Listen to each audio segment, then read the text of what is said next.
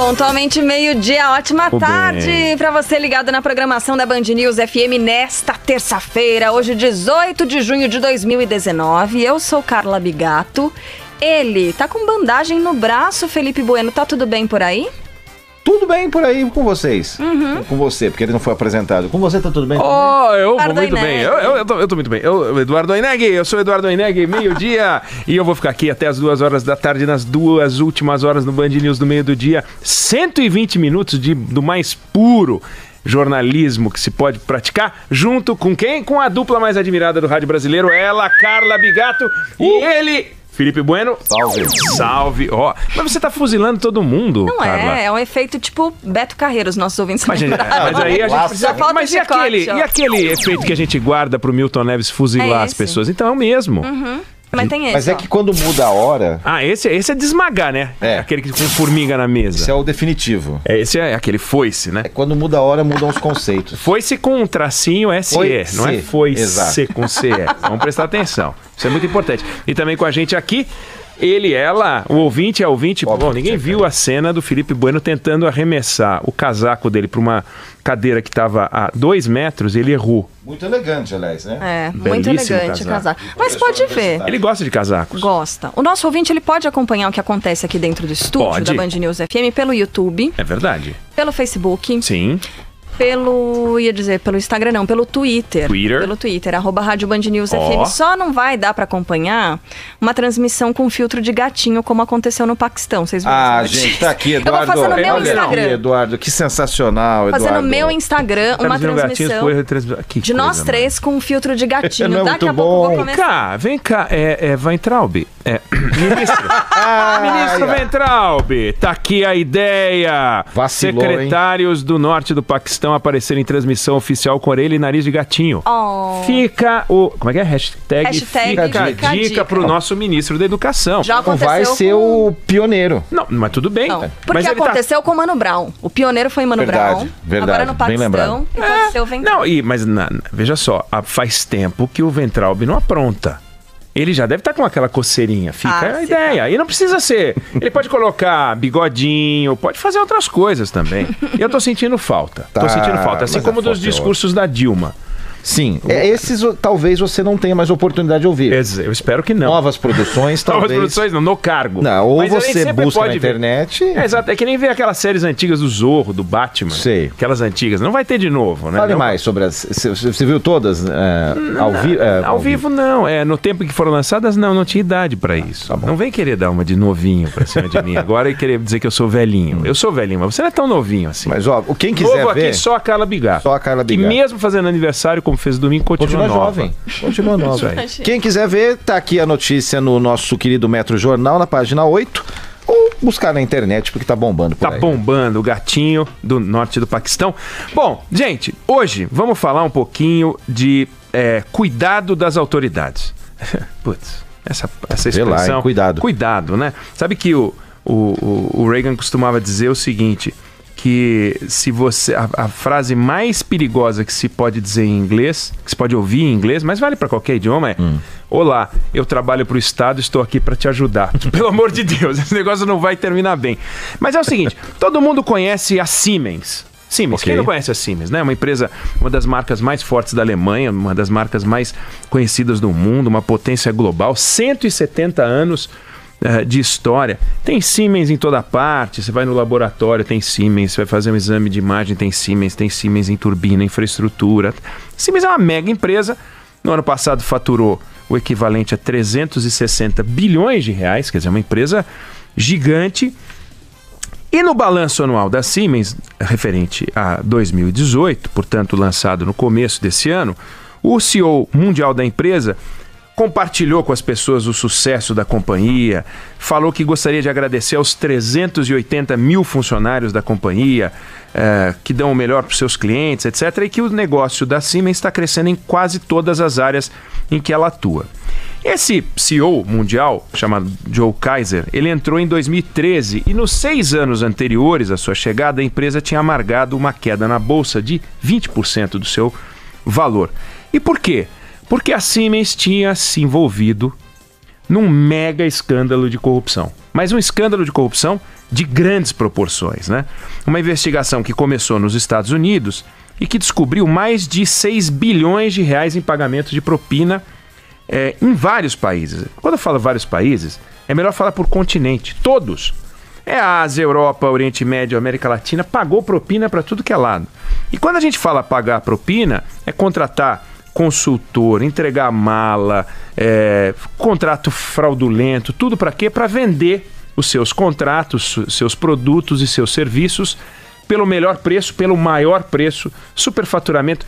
Pensa uma coisa errada, a Siemens fez, né? Funcionários criaram fundos secretos. Alguém ouviu falar em fundos secretos, né? Fundos secretos, intermediários, toda sorte de bandalha. Aí, no primeiro momento, o que a Siemens fez? Sou inocente. Sou inocente, é tudo mentira, atuamos dentro do mais alto padrão ético, algo que a gente viu aqui com muita clareza na Lava Jato, né? Não tem nada a ver com isso. Aí as investigações foram avançando e a CVM americana, que é a SEC, descobriu o que ela chamou de um esquema sem precedentes em escala e alcance geográfico. O chefe do FBI em Washington, que acompanhava o caso, disse o seguinte: suas ações não eram uma anomalia, ou seja, não eram um ponto fora da curva. Eram procedimentos operacionais padrão para os executivos das empresas que viam o suborno como uma estratégia de negócio. Ou seja, em outras palavras, o FBI falava da Siemens o que a turma da Lava Jato falava da Odebrecht, uma organização criminosa. Então, sem muita saída, tentou enrolar, etc., a Siemens confessou os crimes.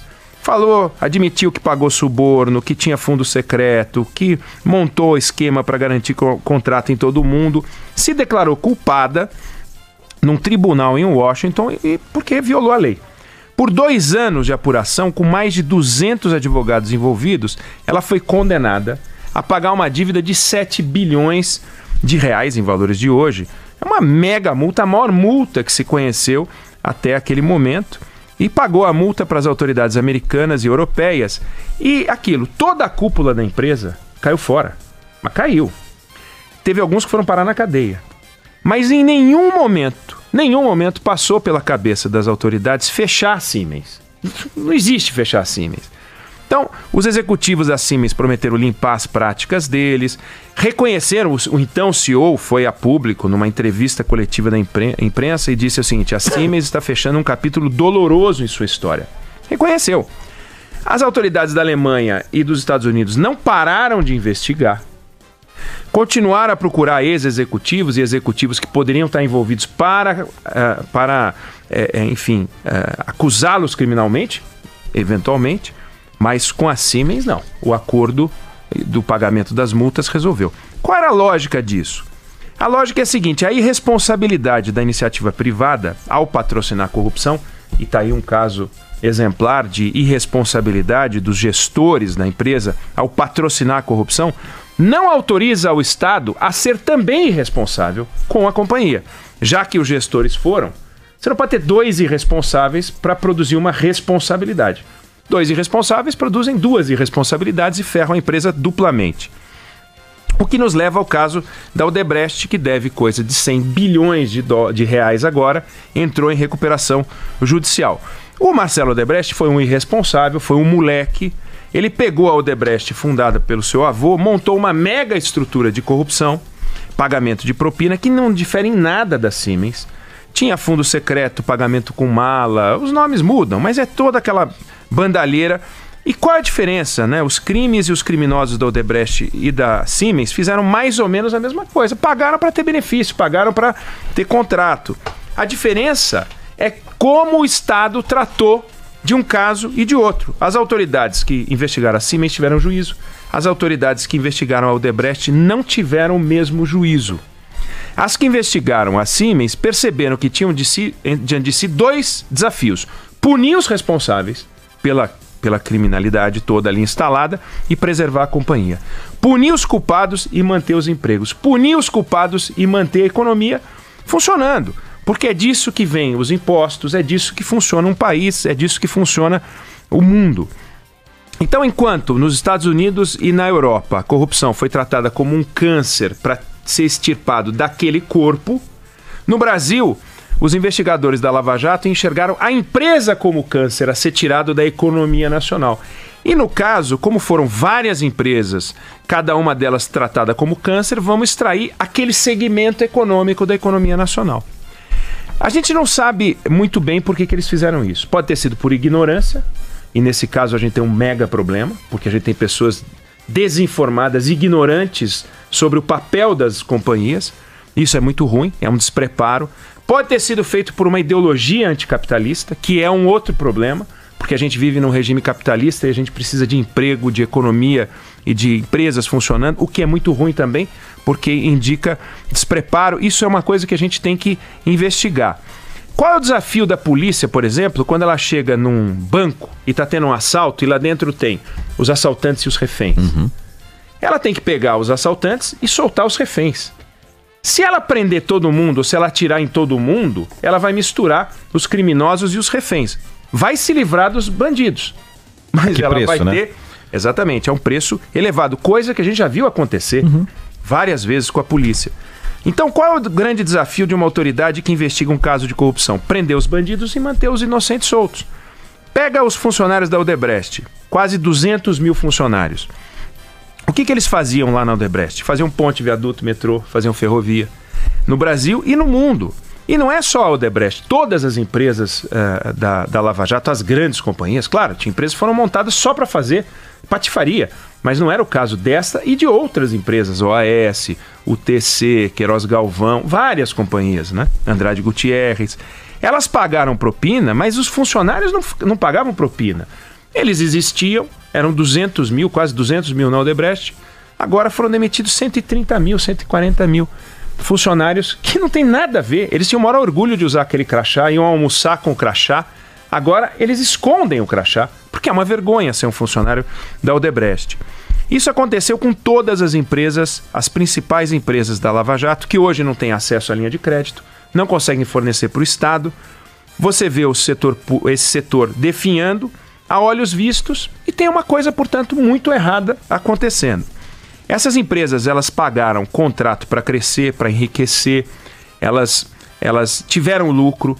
Portanto, um contrato que elas conquistaram com propina talvez fosse para outra empresa que não pagou propina. Daí uma distorção. E isso não pode ser permitido. E o empresário tem que devolver esse dinheiro, porque esse dinheiro não lhe pertence.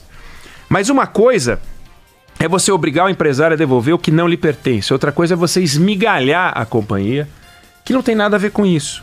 Mas foi o que fizeram as autoridades. Em vez de punir apenas os empresários e os principais executivos, ou todos os executivos envolvidos, elas pegaram e puniram o setor, puniram o Brasil.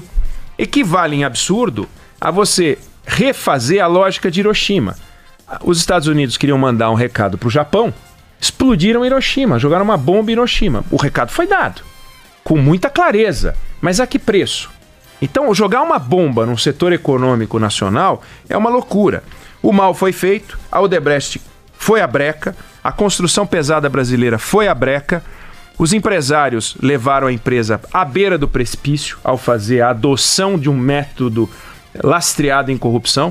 Quando chegaram na boca do precipício, veio a Lava Jato, em vez de empurrar os empresários e segurar as empresas, empurrou todo mundo. Então, a gente tem leis de sobra hoje para pegar os empresários, e vem o Sérgio Moro com seu pacote anticrime com mais leis para pegar mais ainda, manter mais tempo os empresários. Agora, a gente não tem uma legislação clara, e isso é com o Congresso Nacional, e ele tem que fazer leis que impeçam os investigadores de, na fase de limpeza, fazer um mal igual ao que foi feito na fase de sujeira, que é destruir um setor. A sujeira destruiu o setor, a limpeza destruiu o setor. Não dá para fazer a mesma coisa. Então, uma forma civilizada da gente enfrentar isso é lembrar o caso da Siemens. Foi o que eu trouxe aqui. O caso da Siemens envolve o seguinte: os malfeitores foram afastados. Se tem algum lá que não foi afastado, que se afaste. A empresa está limpa, está dando lucro, está gerando emprego, está sendo orgulho da economia alemã. Razão pela qual o CEO atual fez essa carta dividindo com os acionistas a alegria desse momento, elogiando o trabalho dos 380 mil funcionários, coisa que a Odebrecht teve um dia, 200 mil. E agora não tem. Então fica a reflexão, porque a gente não pode imaginar que o Brasil não vai ter mais caso de corrupção. Vai ter. E nos casos de corrupção, a gente precisa ter juízo para investigar. Não dá para fazer o que a gente fez dessa vez. O setor de construção pesada era um orgulho brasileiro, não porque a gente gostava de bater bumba, eu me orgulho. Não, gerava muito emprego. Era vital na construção do PIB brasileiro. Não dá para colocar a responsabilidade toda na Lava Jato. Mas também não dá para dizer que eles não têm nada a ver com isso e que foi a corrupção apenas que destruiu o setor. A corrupção contaminou o setor. No processo de limpeza, eles ajudaram a destruir.